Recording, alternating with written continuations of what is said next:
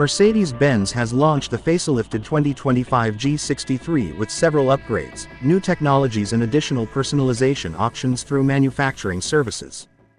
The G63 continues with Affalterbach's beloved 8-cylinder. The G63 gets a powerful V8 engine. The 4.0-liter twin-turbo V8 engine receives an integrated starter generator that provides the same additional HP and torque as the standard model for a total of 597 horsepower and 775 lb featuring a 9-speed AMG Speedshift TCT transmission drives all four wheels, contributing to a 0 to 60 mph sprint time of 4.2 seconds.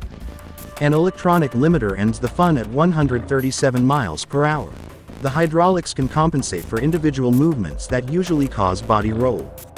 This results in a quieter, more relaxed ride and superior traction on and off-road. This system also improves wheel articulation on the G63. New A-pillar trim and a small roof spoiler at the rear have improved aerodynamics, while new insulation materials reduce noise levels. Standard LED headlights and a fresh grille design freshen up the front end.